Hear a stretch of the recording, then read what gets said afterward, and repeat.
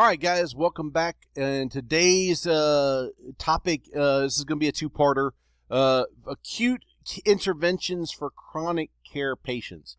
Unfortunately, we go to a lot more of these than we kind of want to because, again, they're trying to be taken care of at home. And this has become a bigger issue now because nowadays they're sending patients home. And unfortunately, sometimes they send them home when they should not have. Okay, or they've got a developing problem, and it never fails. The home health nurse gets there. I'll tell you how bad it got when I was still on the street. I actually knew the schedule of the local healthcare nurse for my zone, and I would literally, we would stage extra units in the area because every time that she would get to a call, she would call for an ambulance to take them to the hospital. Literally, and to where I actually had to go to the company and say, hey, this person keeps doing this. Maybe we need to look at how you guys are handling business. So again, but I will tell you this, about 80% of the time, what she was sending to the hospital was actually legitimate. So I don't know exactly the correlation there, but we're getting a lot more of this. And so we need to know how to handle this situation and how to engage in it properly. So when we're talking about this, again, it's a major issue that's becoming more and more, quote unquote, our problem, because that's what they're doing. And the reason is because, again, they're trying to save money. But unfortunately, we're kind of getting swept into this.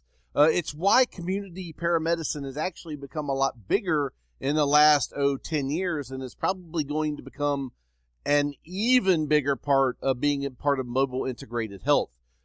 Because again, the biggest thing with emergency medicine is that it's not emergency medicine anymore. It's healthcare outside of the hospital. Okay. And but there's people that are being sent home with devices and care, and we need to know how to take care of them. All right. And again, by the way, 75% of these people are over the age of 65. But there are also special needs patients in there. 2/3 are usually female, and again, there's a ton of them out there. It says 8 million, but I'd say there's even more than that now. Okay, so and again, unlike hospitals where they push a button, get help, they're summoning us in order to go take care of them. Or again, that home health nurse is getting there and going, yeah, you need to go back to the hospital. Now, so again, one of our biggest problems is we're not familiar with it.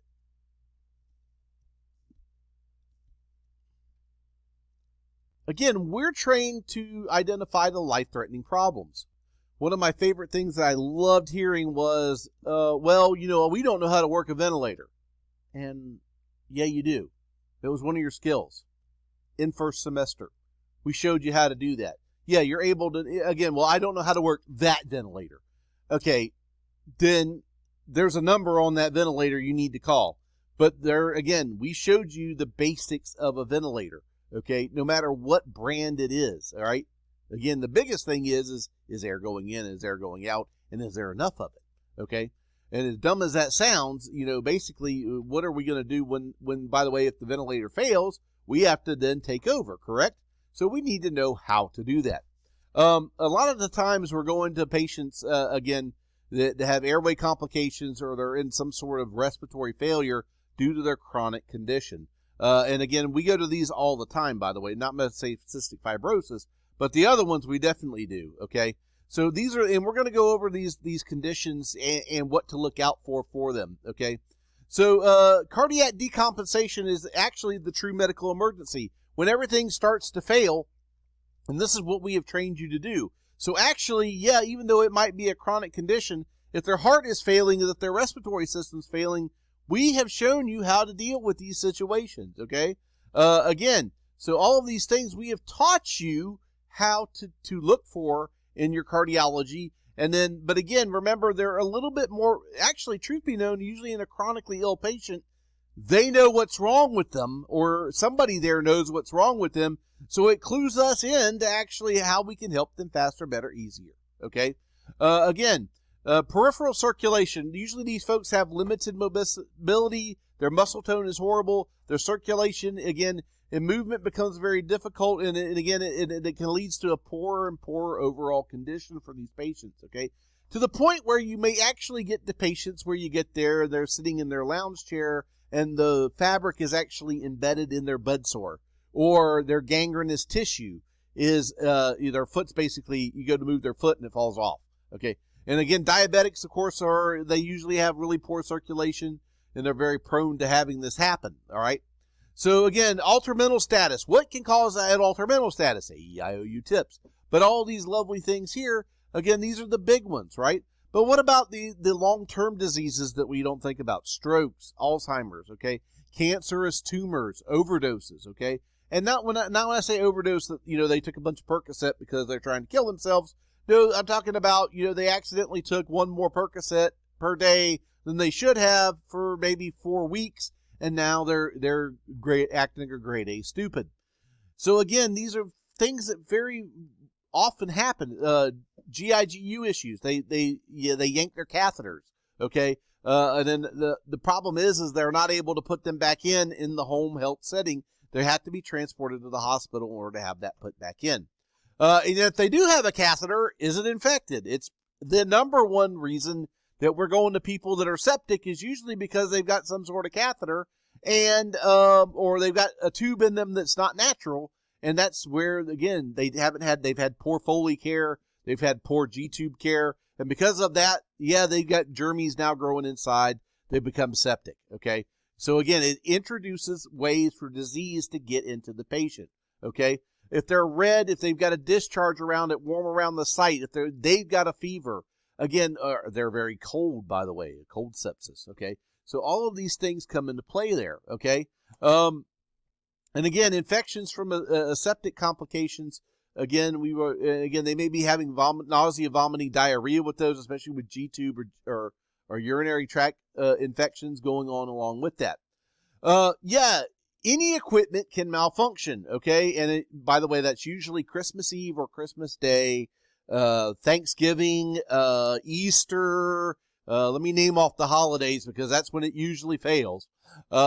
And of course, they don't know how to deal with it, so they call us. And again, with apnea monitors, home dialysis machines, these are all things that we may find at a residence or a home or even a care facility. We might find these things. Okay, so again, other medical disorders. Again, your cancer patients. Again, I know if I've got cancer, I'd prefer to die at my house, please. Okay, so again, transplants, AIDS patients. We did a lot with transplants patients at Shands. And the reason that we did it a lot in Shands Care is because the transplant docs would say, don't go to the main ER, go to the freestanding, we'll transport you over. And it was safer for them in which to do it. Okay. So you might get doctors that say, hey, go to the freestanding because they'll admit you from there. That is actually becoming kind of a vogue thing to do. And it's actually safer for the patient. Okay. So don't, here's again, if you got a piece of unfamiliar medical equipment, there's somebody there that probably knows how to use it. And if there's somebody there that doesn't know how to use it, there's usually a phone number where you can call and get help. Okay, you can explain that, hey, I'm the paramedic that's arrived on the scene. I'm not familiar with this piece of equipment. We got some alarms going off and I need some help. So again, look for the person that usually does the care. And if they're not there, call the phone number. And if they're not there, again, make sure air is going in and out, blood's going round and round. Okay. Make sure that you find out what the machine is being used for. A Gtube, abdominal pump, usually we can shut those off. Not a problem. If it's their LVAD machine, shutting it off will kill them. So let's figure out what exactly it is it's doing and we'll go from there. Okay. And by the way, LVADs, they do have a manual. So if the whole entire pump on the exterior fails, that they do have a manual pump that you can actually use. I think one of you guys is doing a project on that, so I'm looking forward to hearing all about that. Okay. Now, again, ALS response, again, just, again, look for these things. G-tubes, surgical drains. Surgical drains love to clog up. Usually, Christmas, Easter, New Year's Eve. These are all the, If you've got a lot of walkers, canes, bedside commodes, okay? Things like this, if you're seeing that around there, hey, maybe you ought to start taking a look. I need to get me I actually have one of these. Not going to lie. It's the greatest thing ever, by the way. But again, the button hook, I think I'm going to need one of those pretty soon. The dental brush, a denture brush, again. But there's all kinds of little things to help out to do with these things. Universal cuff would be like for your trach tubes you would actually put over those areas. All right, so what are we going to do for these? Again, ask whether or not they've called their other healthcare professional. Yes, they all, in order to be at home with this equipment, they have to have somebody that they can call immediately. That is a requirement. That's an FDA requirement. They have to have that in order to have the equipment at home. Somebody that knows how to operate, how to use it, okay? And if not, they need to be able to get a hold of those people in order to know how to use it, all right? So, again, you're going to be probably called into where there's already a home health care practitioner or physician must intervene. And, again, just remember that scope of practice is beyond our training. It is becoming more and more our training as we get into community paramedicine, okay? That is actually becoming kind of a bigger thing. So, again, your interventions by practitioners or physicians, again, they do have chemotherapies at the house, pain management, and then hospice care, which, by the way, are the greatest people in the world as far as I'm concerned. They can make a very difficult situation a whole lot easier. If they say that they have hospice involved, find out why they have hospice involved. Is this patient terminal? And, again, essentially, have you contacted the people at hospice? Especially if you're dealing with an end-of-life situation. I cannot stress that. Getting a hold of them is so very important, all right? Again, biggest thing that we do is make sure that they don't get hurt anymore. Again, make sure that we prevent. So this is the things that they do. Again, make sure that they don't hurt themselves. Again, make sure they've got that they move things from the hazards. They've got the oxygen tanks right next to their little area where they smoke. Bad idea. Okay, so that would be an example of doing this. Okay, so keep in mind that your emotional needs, home health care needs, family members affected by the condition. So get a feel for what is kind of going, because sometimes you might be getting called simply because it's too much for the family or the caregivers. Okay. And again, remember, taking care of these people is a 24/7, 365, rather labor-intense job, okay? Introduce yourself to other medical personnel that might be on scene. You'll be surprised how much easier that goes, okay? And again, if you have a good understanding with these folks and they know that they can trust you, you can trust them, believe me when I say that goes a whole lot better. Again, check out, be alert for the hazards. If you don't feel comfortable, withdraw and seek assistance, okay? Yes, you can get into situations with that can get kind of hairy, by the way. Just because they're quote-unquote not able to get out of bed doesn't mean that they don't have a gun, okay? So they look for those, make sure that you have removed those. Look out for infectious waste, patients that are limited movement contact. If they're bed-bound, by the way, they might have a decubitus on their back. Keep that in mind, and there can be sharps in this area as well. Look out for any type of bags, drainage bags, fecal bags, again, your colostomy bags, your urine bags. By the way, drain a majority of the urine bag before you leave, unless there's some real reason why you shouldn't. And leave a little bit of a sample so that they can get what they need at the hospital. But for the most part, you shouldn't have taken, 1,400 in a Foley bag. Maybe 100 would be fine, okay? 1,400, let's drain it out before we go, okay? Again, hospital beds, wheelchairs, look for these things. Look for leakage. Oxygen in the presence of flames. I can't tell you how many I've been to that they had 2 liters going via nasal cannula and it exploded because they were sitting there smoking a cigarette. Yep. Makes perfect sense to me. Okay. Again, make sure everything is safe. They were saying the same things on the same slides here. Again, assessment. In many states, you're required by law to report signs of child and elderly abuse. Make sure that you do this and try to get the baseline presentation for the patient. Find out what their actual baseline is if at all possible, and what is different about the baseline now. A lot of times when they say that, well, they're just not acting right, more than likely they're septic, okay? There's probably a better, if I was a betting man, I'd put my bet on that, okay? Now, again, listen very carefully to the people that summoned EMS. They usually know how to take care of these folks, okay? They're actually usually really good about it. Not only are they really good about it, they usually don't like to call you. Because if they're calling you, that means it's way over their head and they need some help. But listen to them. Find out, especially if we're dealing with trach care, if we're dealing with Foley care. Again, they are usually trained in which to do this. And what is different now, or what is it that we can help? Suction, especially with trachs, is a big one because they tried to suction them out and they're not literally able to get them out, get out whatever the blockage is, okay?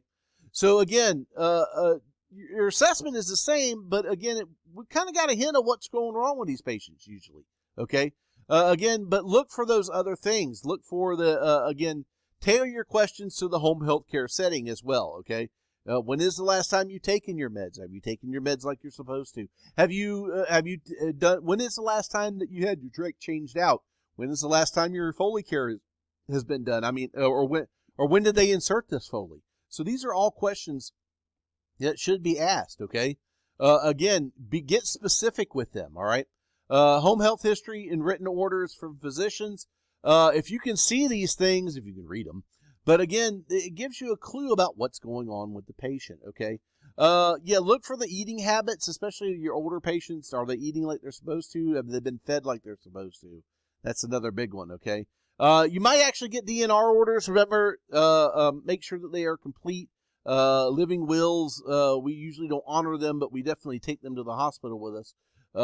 But again, act in the best interest of the patient. Do what's right, okay? And again, your case-by-case basis qualifies as resuscitative or life-sustaining measures. There's a difference between that, guys, and palliative care. If somebody is sitting there choking on their own spit, well, they got a DNR, but there's nothing we can do. That's bullcrap, okay? No, we can clear out somebody's airway so that they can actually breathe, okay? Now, where do we draw the line? If we're artificially keeping them alive, that's when we're kind of crossing that line. But if somebody's sitting there drowning in their own fluid, I think that it's criminal not to assist this patient to try at least to not suffer through that, okay? I want to stress that. So there is a very big difference between do not resuscitate and do not treat, okay? You can still give palliative care to take care of these people, all right? All right. So, by the way, home care interventions can be brought along with the patient. Matter of fact, if they're on their own ventilator, I highly recommend you take it with you, okay, if you're at all possible. Now, I'm not talking about a big, gigantic, but usually these are portable ventilators. Take them with you, okay? The patient's used to that vent. Why change them over to your vent? Put them on their vent, keep them on their vent, get them onto the hospital. By the way, the adapters are 99.9% universally adaptable, okay? Again, they use the same fittings, all right? They use the same ones that we're used to using, all right? So make sure that, again, take their stuff with them, okay? And by the way, you can't find it. You might have to take support mechanisms on the ambulance if you can't find a suitable replacement. And again, when in doubt, that's what med control is there for, okay? Call them, ask them, hey, what do you want us to do, okay? Again, before leaving the scene, make sure you secure the home of these folks. Again, remember, document everything that you had there. All right, now we're gonna stop right here because now we're gonna get into the acute care stuff and the specifics. So we'll talk about that on the next video. I'll see you guys then.